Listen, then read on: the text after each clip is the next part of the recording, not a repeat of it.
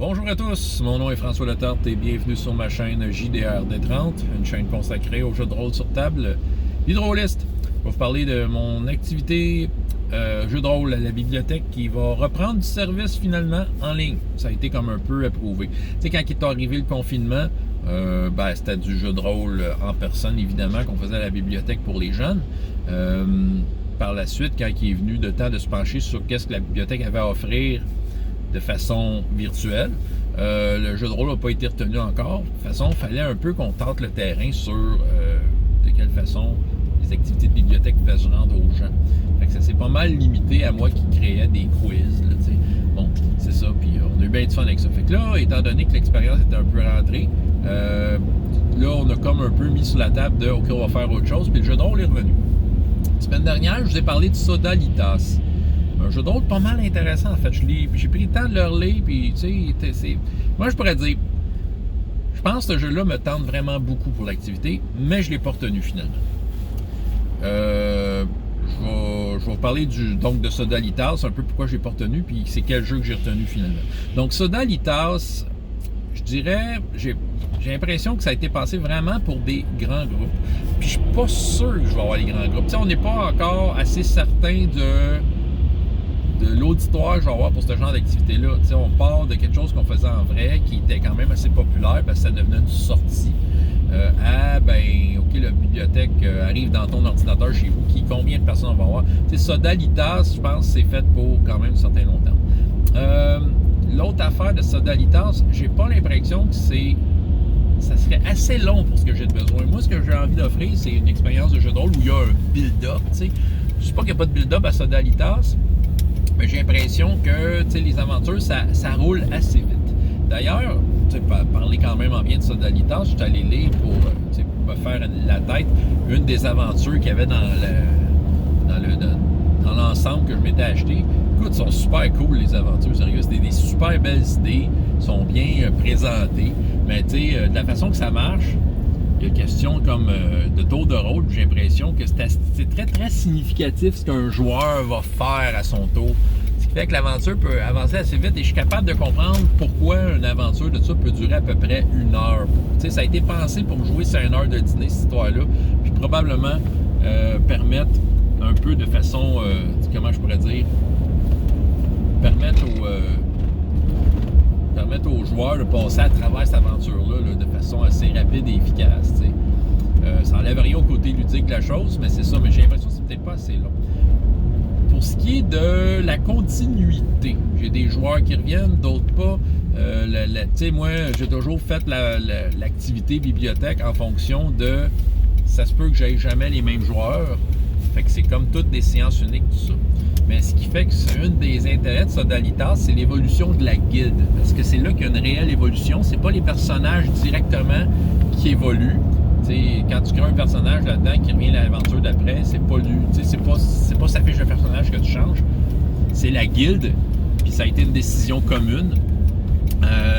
De dire, OK, tel élément de la guilde change. Et l'élément de la guilde qui est changé, en fait, c'est fait indirectement évoluer ton personnage. Sauf que là, c'est l'affaire de la guilde. La guilde, c'est un buzz de gang. Je suis capable de, mettons, le projeter dans un contexte, mettons, d'école. Mettons que tu fais ça dans une école secondaire, Sodalitas, puis oui, c'est une classe, même si c'est pas tout le monde qui est là à chaque fois. Il y a un buzz. Après la game, tu vas reparler de ta game aux autres, tu vas reparler de la guilde. Tu vas dire, hey, on a rajouté tel laboratoire dans la guilde. Il va y avoir un buzz là, de ça. Moi, dans mon cas, puis surtout encore pire virtuel, c'est que souvent les gens qui se retrouvent à cette table-là, ce que j'ai remarqué, c'est pas nécessairement toujours des amis ou du monde qui connaissent. Oui, des fois il y a des frères et sœurs, des fois il y a deux petits amis de la même école, mais la plupart du temps, c'est du monde que quand la game est finie, ils partent chacun de leur bord, puis ils se reparlent pas. Avant la prochaine game, ils s'y reviennent. Fait que je trouvais que peut-être le côté buzzant de la guilde, on le perdait un peu. Je pense que la guilde, le principe de la guilde dans Sodalitas est assez important pour dire que le buzz n'est pas là. Je dis pas que je l'essayerai pas. Je pense que de toute façon, si le temps à un moment donné le permet, je voudrais l'essayer, juste voir la dynamique, peut-être me faire plus une impression réelle de la chose. mais en même temps, tu sais, il faudrait que je l'essaye, tu sais.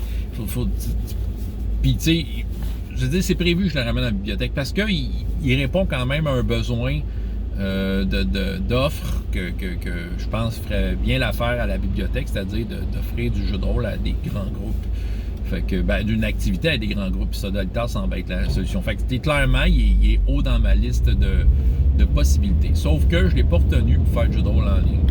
Donc, qu'est-ce que j'ai considéré? Tranchon et Tracon, c'est sûr que c'était comme un peu de mon jeu de prédilection pour ce groupe d'âge-là, parce que là, je vais viser le 9 ans et plus. Sauf qu'en ligne, ça irait impliquer pas mal de un peu informatiser ces fiches-là qui sont un peu weird. L'histoire des cartes, ça aurait été comme d'informatiser la distribution de cartes, puis tout ça.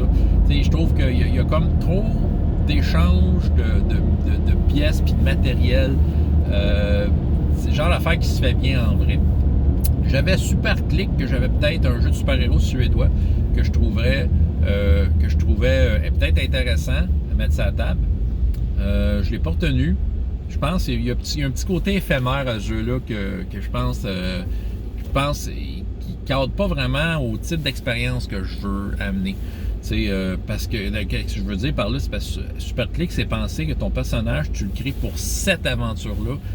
Théoriquement, il ne revient pas après. Ça ne sent rien qui t'empêche de le reprendre, mais il n'aura pas évolué. Il n'y a pas de système de progression de ton personnage, OK? C'est vraiment un jeu de séance unique. Tu crées ton personnage, tu le dessines, puis c'est ton héros du jour. Vouloir faire du Super Click sur... mettons que tu tripes sur ton groupe de héros, t'es mieux de prendre un autre jeu. Ramener des héros dans un jeu plus classique, où tes personnages vont évoluer, tout ça. Fait que je l'ai pas retenu pour ça. Ce qui fait que ça me ramène peut-être au jeu que j'avais déjà travaillé dessus avant les fêtes, dans un autre contexte, Coureur d'orage. Ouais. Ben, en même temps aussi, étant donné qu'on est dans un air où beaucoup de visioconférences se fait, puis tout ça, je trouve que la bibliothèque a quand même une genre de mission envers ses usagers. C'est de façon indirecte d'éduquer. Puis on peut éduquer sur l'utilisation d'outils qui sont assez utiles, comme justement toutes les plateformes visioconférences, tout ça. Bon, les jeunes, je m'attends que les jeunes sont quand même à l'aise et habiles avec ces affaires-là. On ferait ça sur Zoom, parce que nous autres, on utilise Zoom à la bibliothèque. Fait que déjà, ça serait ça. Puis, j'introduirais Roll20. Tu vois, étant donné que j'ai déjà mis en place des trucs par rapport à Coureur d'orage, je pense que ça serait juste de le réutiliser. Coureur d'orage, je trouve qu'il y a une aisance, une prise en main très aisée. Autant de mon côté, surtout du côté des joueurs. La création de personnages, c'est assez libre. Ça marche avec des mots-clés. Mais les mots-clés, le jeu est assez bien fait pour faire que les mots-clés ont comme... comment je pourrais dire, il y a une façon de les utiliser de façon mécanique, là. Fait que, tu sais, c'est ça. Puis, tu sais, il n'y a pas grand-chose à rouler, tout ça. Puis, je trouve que pour introduire Roll20, c'est un jeu qui est idéal parce que tu n'as pas trop de manipulation quand tu es joueur. Fait que, en même temps, ça va permettre d'apprendre, de faire découvrir Roll20. Et eux, de leur côté, écoute, s'ils veulent l'utiliser puis faire Donjon avec, pas de trouble. Surtout que Donjon, bon, est bien monté pour ça. Là, il y en a qui vont me dire, pourquoi tu prends pas Donjon? Je veux pas prendre Donjon. Parce que j'ai envie que, étant donné que je ne sais pas si ces joueurs-là reviennent d'une fois à l'autre, j'ai envie que l'expérience, si c'est rien qu'une fois, soit complète, le plus complète possible. Fait que, tu sais, j'ai pas envie qu'il y ait une courbe d'apprentissage par-dessus, tu sais, qui va se mettre, comment je pourrais dire, qui va s'empiler par-dessus l'acte de jouer, là, tu sais. Moi, j'ai envie qu'ils jouent, j'ai envie qu'ils comprennent le jeu, qu'ils le prennent en main rapidement. Puis, tu sais, Coureur d'orage est parfait pour ça. Puis, c'est ça, je veux dire, l'expérience que j'en ai eue, ça partait assez vite comme jeu, là. Les joueurs étaient bien excités rapidement, puis, tu sais, c'est ça, on embarque dans le creux du sujet.